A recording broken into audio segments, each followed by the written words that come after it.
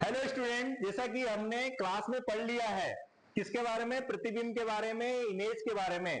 तो पहले परिभाषा देख लेते हैं, फिर ये कितने प्रकार की होती हैं ये समझ लेते हैं। वस्तु के किसी बिंदु से चलने वाली किरणें परावर्तन या अपवर्तन के पश्चात जिस बिंदु पर एक्चुअल में दो किरणें मिलती है या मिलती हुई प्रतीत होती है, तो उस बिंदु पर उस वस्तु का हम क्या कहते हैं, प्रतिबिंब कहते हैं, इमेज कहते हैं। ये दो प्रकार के प्रतिबिंब बनते हैं।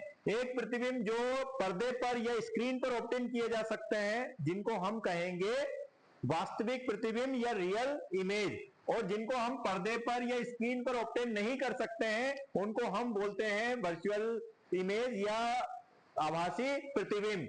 हम उदाहरण में अगर देखें तो जो पिक्चर वगैरह जो हमें दिखाई देती है, हम जो फोटो वगैरह क्लिक करवाते हैं, छपवाते हैं, वो स्क्रीन पर हम ले लेते हैं, तो वो किसका उदाहरण है, वास्तविक प्रतिबिंब का। और जो समतल दर्पण के सामने हम खड़े हो जाते हैं और हम देखते हैं अपनी इमेज को, वो किसका उदाहरण है, वो होता है आभासी प्रतिबिंब का, वर्चुअल इमेज का। आगे देखते हैं। देखिए अब इसके बाद में हम क्लास 12th के लिए भी पढ़ते हैं और क्लास 10th के लिए भी, ये कॉमन टॉपिक्स हैं। तो देखते हैं गोलीय दर्पण एवं संबंधित परिभाषाएं। तो गोलीय दर्पण को गोलीय दर्पण क्यों कहते हैं, क्योंकि ये कांच के गोला होता है और उसको ही हम कट करके गोलीय दर्पण बनाते हैं। इनको हम स्फेरिकल मिरर्स कहते हैं। तो ये दो प्रकार के होते हैं, एक मिरर ये जिसमें दो भाग होते हैं, एक परावर्तक पृष्ठ और एक पॉलिश्ड भाग। तो अगर इस टाइप से होता है, मतलब इसका पॉलिश पार्ट कितना होता है, बैक साइड होता है, जिधर कर्व वाला पार्ट होता है उधर होता है, तो ये वाला दर्पण जो होता है इसको हम उत्तल दर्पण कहते हैं। और दूसरा जो दर्पण है जिसमें पॉलिश बाहर की तरफ होता है और अंदर वाला पार्ट कैसा होता है, शाइनी सरफेस होता है, तो उसको बोलते हैं अवतल दर्पण। अब उससे संबंधित कुछ परिभाषाएं हैं, तो परिभाषाएं देख लेते हैं। इसमें एक पी बिंदु होता है, पी बिंदु को हम बोलते हैं ध्रुव। एक बिंदु होता है फोकस, इसको बोलते हैं मुख्य फोकस।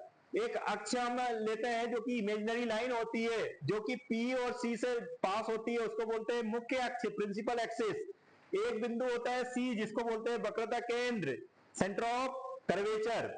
और एक पी से एफ तक की दूरी होती है, इसको बोलते हैं फोकस दूरी। एक पी से सी तक की दूरी होती है, उसको बोलते हैं वक्रता त्रिज्या, रेडियस ऑफ कर्वेचर।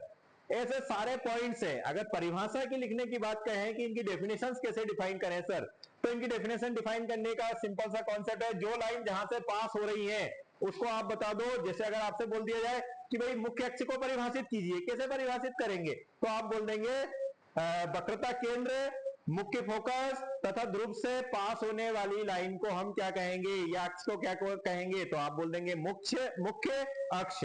तो दो प्रकार के दर्पण देख लिए हैं, आगे बढ़ते हैं।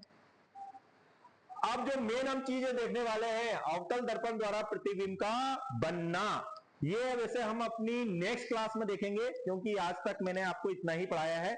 आई होप यहां तक आप नोट्स प्रिपेयर कर लेंगे और जो भी आपके डाउट है वो आप नेक्स्ट क्लास में पूछ लेंगे। Thank you.